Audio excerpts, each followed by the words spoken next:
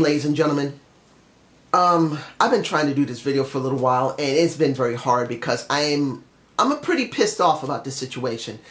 And it's not because I'm a SmackDown fanboy, but I can obviously see what Raw did here. When you look at every match that Raw and SmackDown had, this was a joke. Taking away Goldberg and taking away from Brock Lesnar. If you look at the entirety of this pay-per-view, there was no way this show was actually meant to give us something interesting and special. This was meant to bury SmackDown and to make Raw more relevant because of the ratings that Raw has been getting for the last 5 to 6 months. Let's be honest here. Raw's ratings have been bad. So when SmackDown became its own individual show again, the ratings went up. Even though the writing has been good for it, even though the people that got in there are very few, people care about looking at SmackDown more than Raw. And I believe Vince said, you know what? I can't stand that SmackDown's getting more ratings than Raw. I'm going to make sure Raw wins all this and kicks SmackDown's ass. Really? I'll talk about that more. Stay calm. There's a reason why you did this 4 times and you messed up. I'm going to talk about the matches and what went on, but I am going to be honest, I am pretty upset about this, and I probably will rant in between, so I hope you have some understanding about this. Let's get on to The Miz and the Sami Zayn match. Now, I'm not going to show an image of it because it really doesn't matter. I didn't expect Sami Zayn to win here. You see, I'm upset. I didn't expect Sami to win here, and it was Maurice that got him to win because she cheated. She rang the bell. And I will give an image of The Miz and Maurice because they're a good-looking couple. They're not bad. But here's the thing.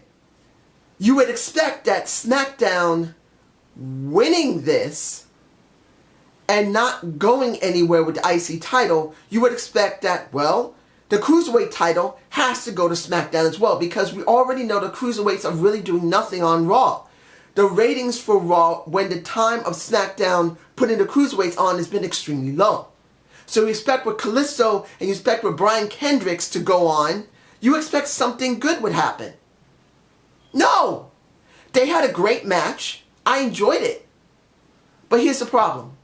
Baron Corbin coming out and ruining the match truly shows that SmackDown is not a priority for the WWE. Because we know that SmackDown now has its own show, which is 215. You'd think that they would put it on the B show because they know the B show will probably give it more time because the A show doesn't give it enough time and give it enough variety. They literally do nothing on Raw with them. So you expect them to switch into SmackDown? No. You see that there was a little go-between between Baron Corbin and Daniel Bryan. And Morgan, I know sometimes you watch my videos.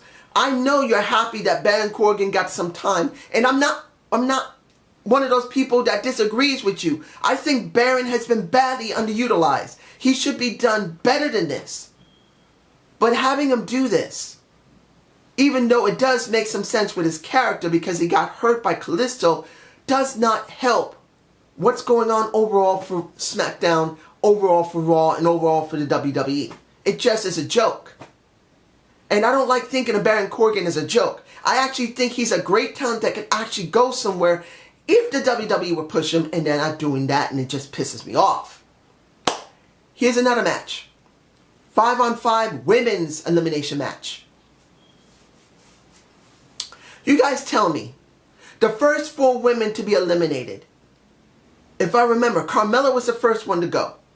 Then it was Naomi, Alicia Fox, and the Boss within a few minutes of each other. What the fuck? What? What the hell was that?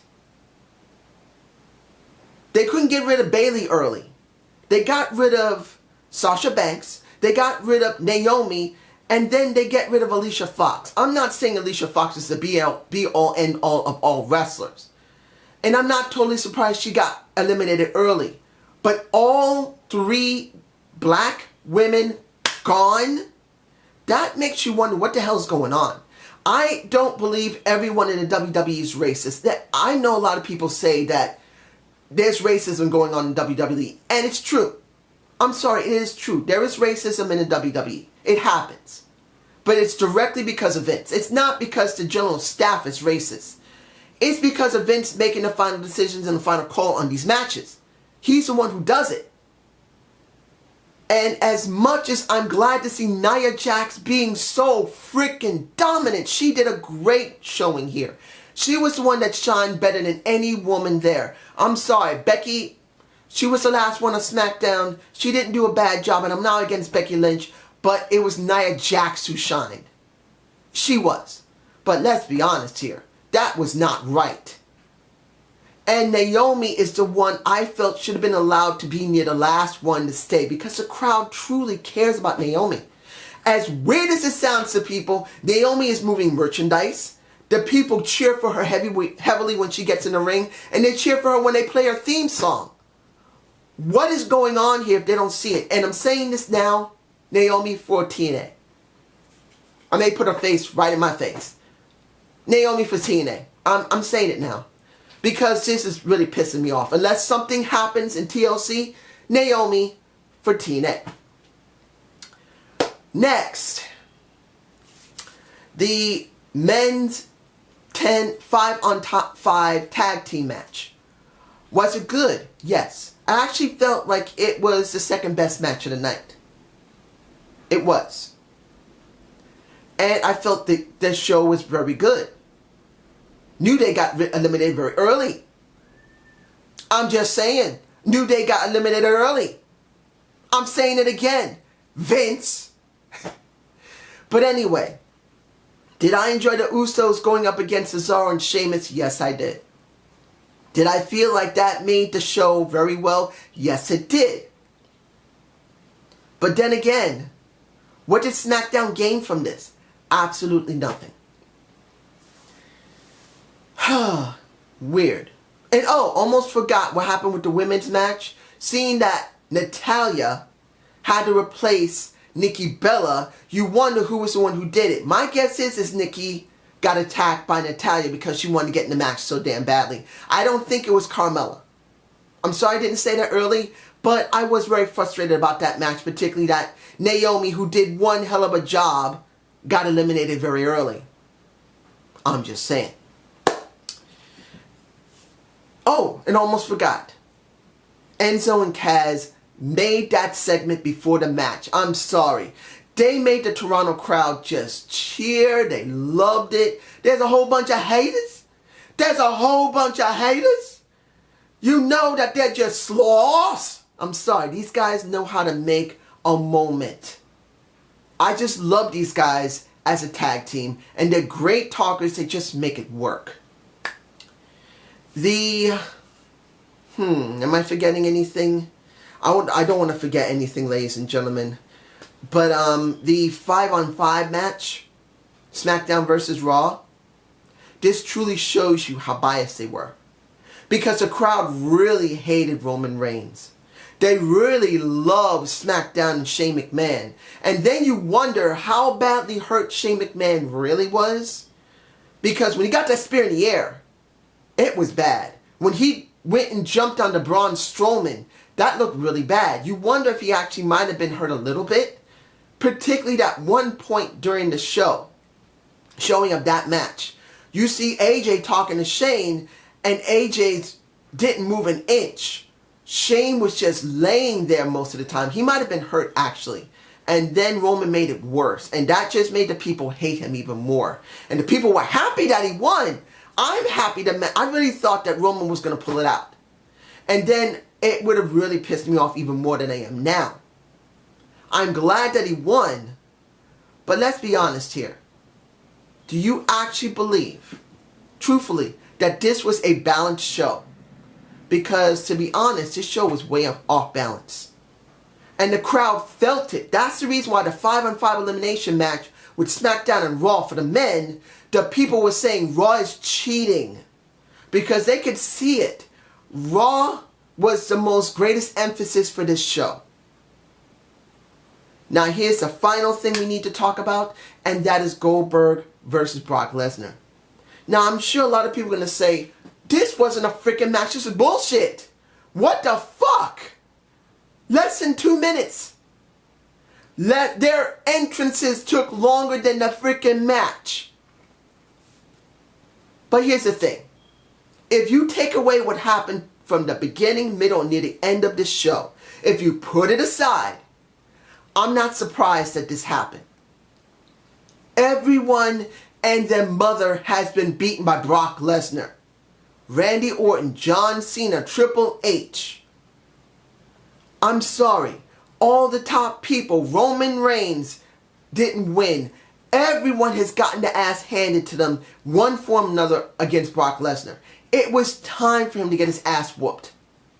There's no way you could have actually shown Brock Lesnar as vulnerable unless he got beaten quickly. And that's how it ended.